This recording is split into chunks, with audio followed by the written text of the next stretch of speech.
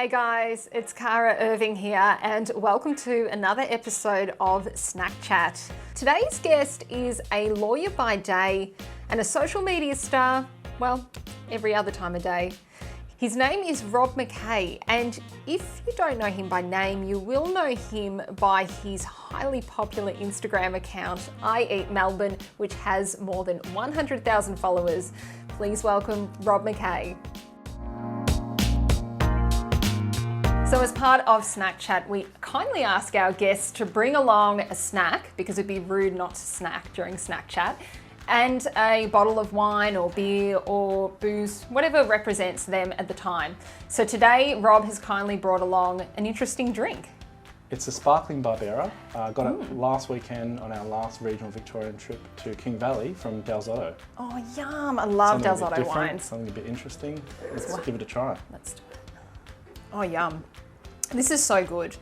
So I guess to ask, like, just a genuine question is, how are you? Because I feel like during COVID-19, like the last time we filmed Snack Chat, it was literally on the cusp of the COVID-19 lockdown. Yes. And now, over the last 12 weeks, we've literally had to adjust to this new way of life, like working at home and I suppose not going out, not seeing people, being 1.5 meters away from each other. So how are you? Look, keeping really well. It's been very interesting, very different to our usual times of eating out, every night, every second night, and a lot of socialising. Work-wise, working from home. Jane and I are both at home, keeping each other company, and being away from the office is different as well. And obviously not going out and eating and dining and that's seen how that's changed has also been quite different as well. So Rob, you grew up in Romsey, which is north of Melbourne, and then you moved to Essendon when you were 3 years old with your family. What was it like eating and I suppose growing up in the McKay household? Was there lots of food and drink around? Like, paint a picture for me. Absolutely, and I think it really goes back to my parents' background. So both my parents are from Mauritius, and Mauritius is such a culinary melting pot of Chinese, Indian, French, English. Yeah. So on a basic week, we would have French legumes one day, we'd have a beef satay another day, we'd have pasta, Wow. We'd have Chinese noodles, and it was all sort of part of their tapestry of their background, and obviously coming from a country setting as well, a really good appreciation for fruit and vegetables and keeping things simplistic, but really highlighting the ingredients. When, I suppose you were growing up, what was your favourite cereal as a kid? Ooh. Cereal for me is an interesting one. So I would have to say, look, it's not so exciting. Okay. It's probably like Weetbix. Oh man, I was going to say, don't say Weetbix. But warm milk and sultanas. What? Yeah, I don't know. I think it's probably just because my parents always had like some sort of Sustain or Bran or something like that. So it was probably as crazy as we're allowed to go. So Rob, I really want to know how you launched I Eat Melbourne. And for those who don't know, I Eat Melbourne is a very successful Instagram account. It's got more than 100,000 followers. I feel like a lot of Melbourne foodies are following I Eat Melbourne. But how does a lawyer start a side hustle like this? Well, we've been at it for about 8 years now. For us, it was always a passion project where 8 years ago, believe it or not, on the internet, there wasn't really any way of finding out what a dish looked like at a restaurant on a sort of a wider scale that was so consistent. So for us, it was, your original iPhone series, trying to take a photo for your own recollection and for your own conversation purposes. So when you meet up with a friend next week, you can say, I had a really good meal at so-and-so, and this is the dish, and you could actually show them an image of what it looked like. And I think people get so much out of that visual. We started putting it all on Instagram, and it wasn't really with the intention of other people seeing it, with the intention of having any sort of followers or anything like that. And I think at that time it wasn't even really a thing. It was probably a year later when somebody first reached out and said, you're a food influencer or something like that. Do you want to come to an event, or can we send you something to promote? And I sort of went, I don't understand what this is all about. Speaking of snacks, I feel like we haven't addressed the snacks that are right here on the table in front of us. And we're being COVID friendly as well because we can't share or cross-contaminate. So we've each got some popcorn that I've prepared. But Rob has essentially brought the best COVID-19 friendly snack, which is the Cadbury Favourites. So what's your favourite? That's an easy one for me, crunchy all the way. Wow. Yeah, I love crunchy. Yeah. I would eat all the crunchies out of the box before eating anything else. What would be your top three? Picnic's solid number 2. Yep. And then number 3 changes. At the moment, it's probably cherry ripe. I'll give you a cherry ripe. Ready? Oh, okay. Let's do it. And I'm going to grab my favourite, which is the Boost, because Boost rules. I love a Boost. What would be your entry-level wine? Like the wine that you started on when you first started drinking wine? Ooh, very good question. I would have started with whites, and I would have started with like a Moscato or even something like a Verdelho, which isn't, not, it sounds fancy, but pretty basic white. Tropical notes. I've got a really sweet fruit-driven palate, so something like that over maybe a Sauv Blanc, which is dry, crisp for the most part.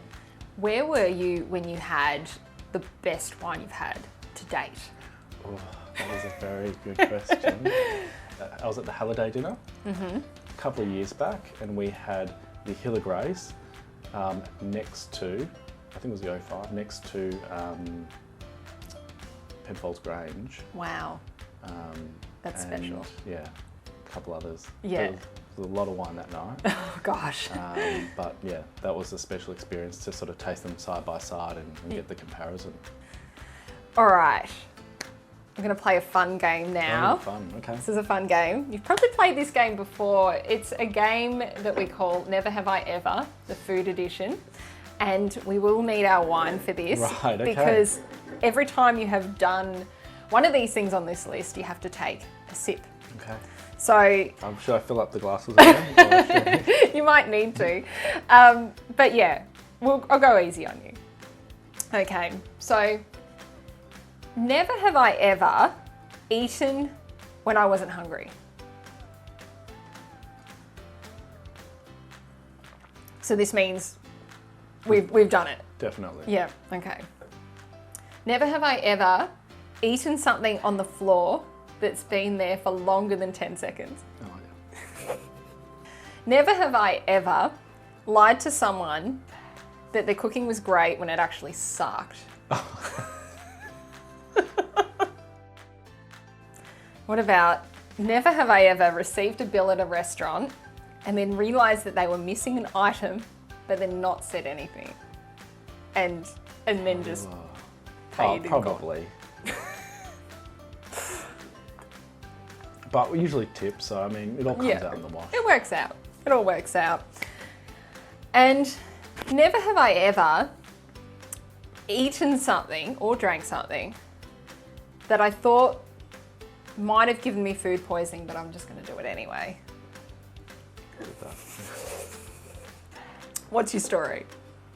Sashimi chicken. What? Yeah, in Japan. Really? Yeah, we actually were in Kyoto, and one of our followers actually, who used to live in Melbourne, moved back to Japan, and she got in touch with us when we were in Tokyo, and she said, I'd love to take you out for dinner. Yeah. For Jane and I, so we both went along. We met this lovely girl, and she took us to this specialty restaurant that specialised in cooking chicken, well, it's not cooking, it's just preparing chicken sashimi.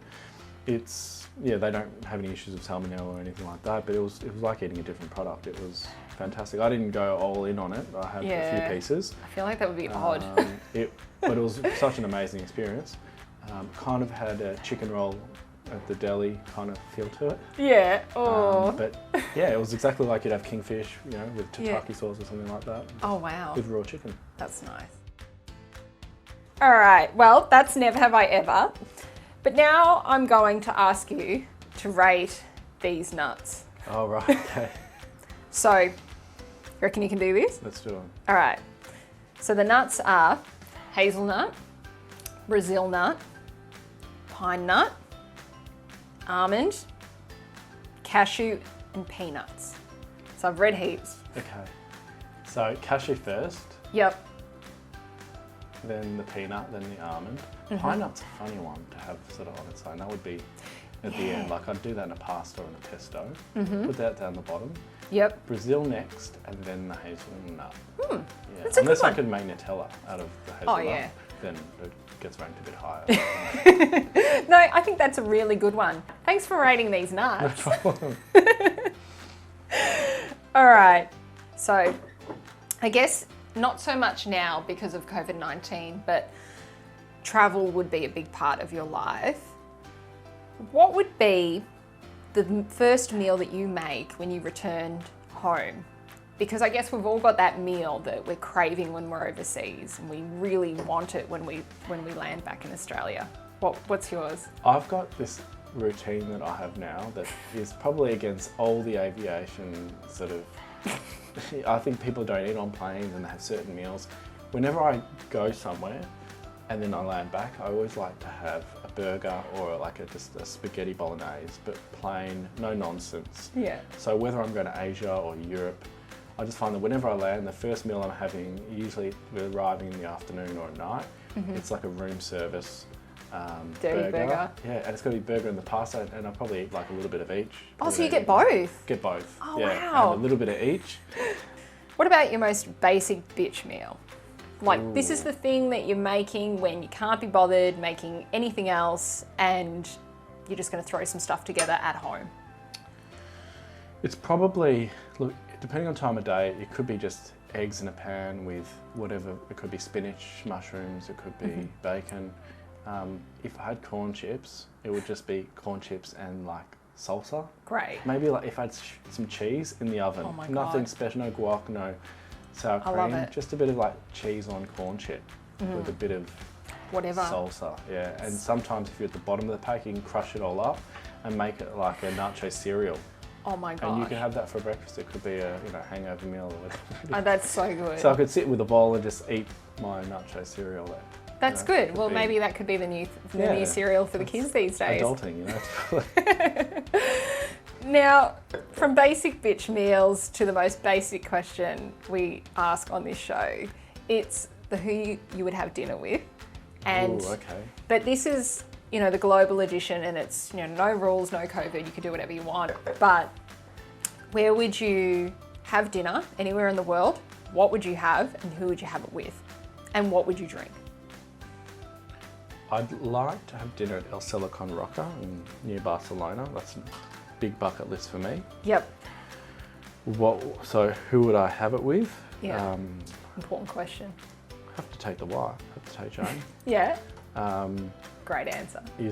Are we talking unrealistic too? Like, am I bringing LeBron James and Drake? Oh, you could bring whoever you want to this dinner. So it's Jane, LeBron. Yeah. And you can come. Oh, yeah, really. thank you. We're really like, I feel honoured. There you go. That's It's so just a good. party. You have to bring friends. Yeah, Luke can come too. Yeah, absolutely. Yeah. What are you eating?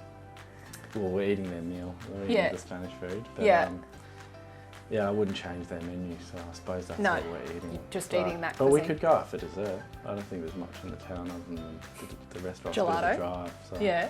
Yeah, we could find like some gelato somewhere. Yeah, that'd be nice. And what about wine? Are we drinking a sparkling Barbera?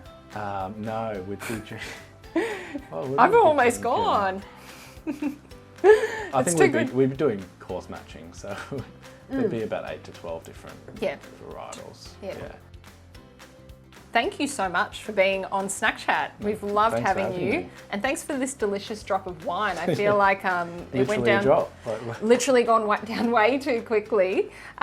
Ching ching. Cheers.